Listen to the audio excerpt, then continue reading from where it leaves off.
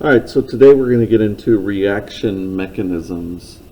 Reaction mechanisms are basically just a series of steps that take place in order for a reaction to occur. So we see the overall balanced reaction, but a lot of times the balanced equation, there's some steps that take place to get from the reactants to the products. It's not just as simply the reactants turn into the products. A lot of times there's a series of intermediate steps, or elementary, we call them elementary steps, that take place in order to get from the reactants to the products. And those steps we call a mechanism. So for instance, here is this balance equation for nitrogen dioxide and fluorine turning into NO2F. We have this balance equation, and then this is a suggested mechanism for that. So you have one nitrogen dioxide and one fluorine producing that, and then this fluorine reacts with another nitrogen dioxide to then produce another NO2F. Okay. Now, notice we have a slow and a fast step. Our slow step is considered what we call the rate determining step, because our reaction can only go as fast as our slowest step. It's going to hold us back from being fast, because if you think about this one, this step can be really fast, but if this step is slow, it doesn't matter how fast this one is, because this is still going to slow us down. It's kind of like a chain is only as strong as its weakest link, right? Where you can have really strong chain, but if you have one link that's bad, it's not going to be a very good chain, because it's not going to hold together. So what you need to have in order to have a true mechanism and a real mechanism that actually works for your reaction is you need to make sure that when I add all these things together, they're going to equal my overall reaction. They need to add up to equal my overall reaction. So what you can do to figure out that, we call it the net reaction, is you cross off things that appear on both sides of the reaction. So in this case, I have an F all by itself up here and down here in step 2.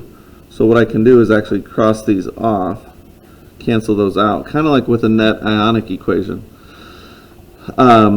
So then I add whatever's left. So that would be 2NO2 plus F2 yields 2NO2F. Okay, so I just add, if they're the same, I add them together. They're on the same side of the reaction, and that's the same thing as what I have up here. Now you can also determine the rate law from this too. And the rate law for a mechanism includes all reactants up to and including the slow step.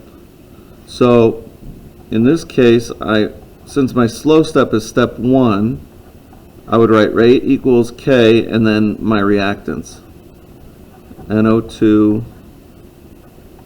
F2. Okay, now if the slow step was reversed, okay, so let's say these two, if I rewrite it, step 1 is F2 yields NO2F plus F, and then step 2 is NO2 yields NO2F. Okay, so let's say this was my slow step and this is my fast step. These still cancel out, but now my rate law is going to be a little bit different, because my rate law has to include all the reactants up to and including the slow step. So it'll include the fast step and the slow step. So it'll look like this. rate equals K, NO2, now I have two NO2s, so it's going to be NO2 squared, since I have two of them. And then this would be F2. Okay, so for my rate law, I go down to my slow step. Sometimes you might have 3 or 4 steps in a mechanism. And so you find your slow step and you look at all the reactants up to and including your slow step, and those become part of your rate law. Okay. Now, we also need to talk about what is F. Since F does not appear in our balance equation, right? F, it shows up first as a product, and then the last time we see it is as a reactant. So we would call F is an intermediate.